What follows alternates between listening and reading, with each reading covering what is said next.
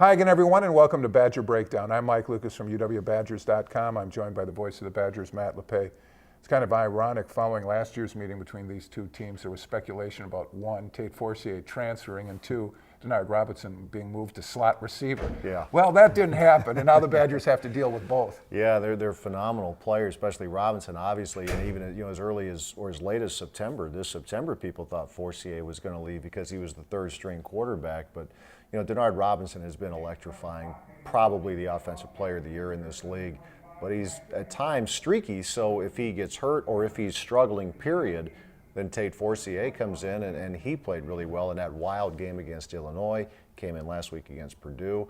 I mean, you just figure at some point on Saturday, the Badgers are going to see Tate Forcier on the field. And when Rich Rodriguez was hired at Michigan, this was the type of offense that he talked about and most people envisioned that he would implement. It's taken a while for him to get the personnel in the right spots, but now they're doing what they did at West Virginia. Truly explosive. Any offense averaging more than 500 yards, total offense per game, and an offense that strikes so quickly. So many, almost 24 of their scores have been less than 2 minutes.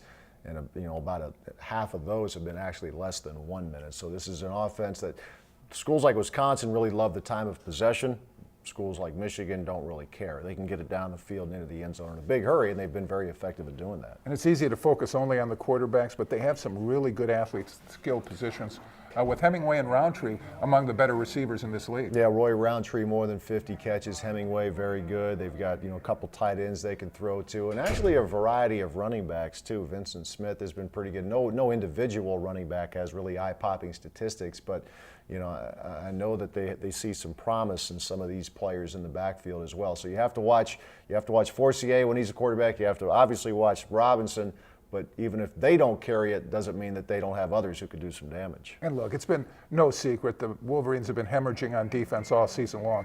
But they're healthy. At least it appears they're going to get two of their best players back for the Badgers. Yeah, Mike Martin, their nose tackle, and Jonas Mouton, one of their linebackers. Martin's been dealing with ankle troubles, I guess, for the most of the year, and Mouton has had a chest muscle injury, and both, well, one was limited and one didn't play at all against Purdue last week.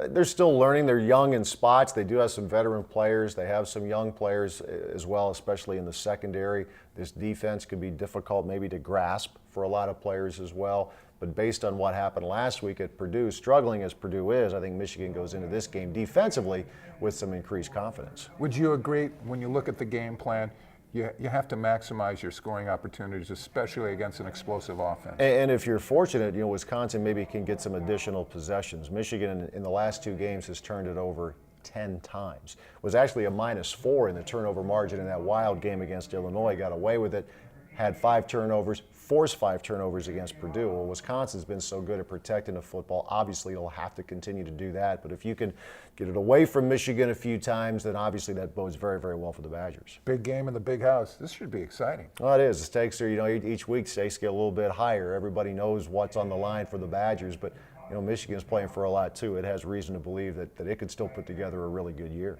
For Matt Lepay, I'm Mike Lucas. Thanks for watching UWBadgers.com.